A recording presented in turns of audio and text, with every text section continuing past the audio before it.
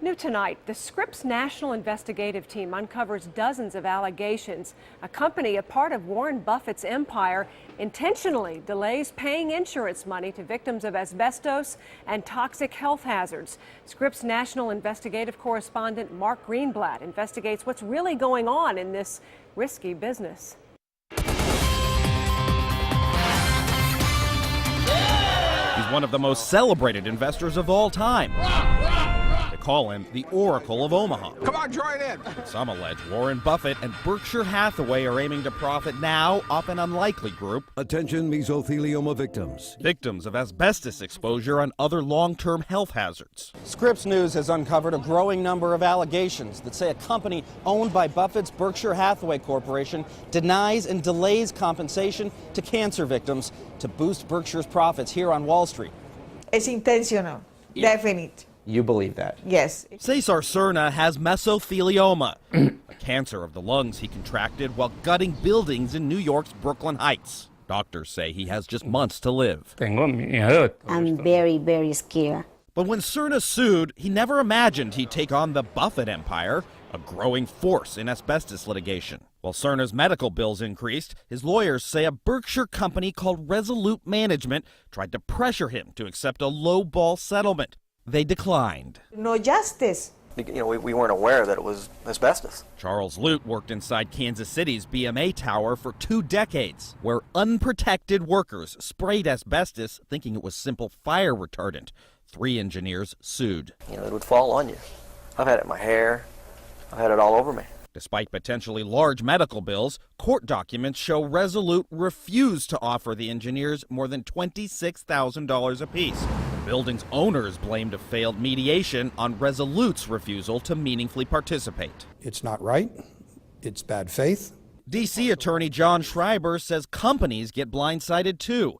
His client, Estee Lauder, bought an insurance policy from one insurer, but got an unwelcome surprise when it filed a claim. You don't get a notice in the mail that says, oh, by the way, we have now sold your insurance policy to somebody else. The liabilities now belong to Warren Buffett or Resolute. You don't know who they are. Here's how it works. Scripps has discovered Buffett and Berkshire have been on an insurance shopping spree, acquiring an unprecedented amount of asbestos, pollution, even health hazard risk through at least 25 deals with major insurance groups, turning Berkshire into the largest known holder of that risk in the world. But in exchange, the insurers must give up their control over claims and billions of dollars set aside to pay future settlements. That money, known as float, is common in the insurance industry. Warren Buffett told his shareholders it's, quote, money that doesn't belong to us, but that we get to invest for Berkshire's benefit. The longer Berkshire holds the cash, the more those dollars can grow. The problem comes up is when there is a legitimate claim to pay, and now the float that they're talking about using for themselves could be paid to a victim. At that point, the float is predatory. Case in point, a New York court ordered a prompt payment to Estee Lauder in 2009, yet Berkshire's Resolute waited 3 years to hand over $5 million. And Scripps uncovered lawsuits across the country where companies allege bad faith, with claims wrongfully delayed and denied. As a former regulator, I'm very troubled. Bob Hunter ran the Federal Insurance Administration. Where the Buffett thing goes wrong is the only way they're going to make money is to have them pay a little slower. Which he says would violate insurance laws that mandate prompt, fair, and equitable settlements. But listen to what an insider revealed. The entire operation was driven by the target numbers. As a claims executive, Bob Burns took orders from Resolute.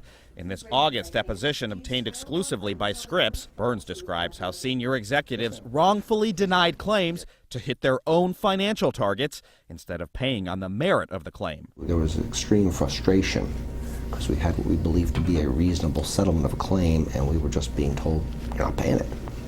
Find a way to avoid paying it. And when Burns tried to get an asbestos claim paid, I was told no. It's cheaper to litigate than pay. Burns, a retired National Guard general, gave similar testimony in a Massachusetts trial, where in 2009 the court ruled Resolute committed a willful or knowing, unfair or deceptive act and awarded double damages. Warren Buffett's company did something that they weren't allowed to do by law, and it wasn't by negligence, it wasn't by mistake, it was willful. Berkshire executive Ajit Jain tells Scripps there are powerful vested interests that prefer to see claims settled at inflated levels rather than defended, adding allegations of bad faith are far more common than actual findings, saying Berkshire pays out $1.4 billion in asbestos claims annually. Among those waiting, Cesar Cerna. He eventually won a multi-million-dollar verdict, but still hasn't been paid, and time is running out. I need the money now for him. 3 Berkshire executives, including Warren Buffett, declined interviews. Berkshire will be back in court in Virginia later this month, this time taking on the Ford Motor Company over unpaid claims. Mark Greenblatt for the Scripps National Bureau in Washington. The Scripps National team has more on the risky business investigation. To see lawsuits, timelines, and hear extended interviews, log on to our website, WCPO.com.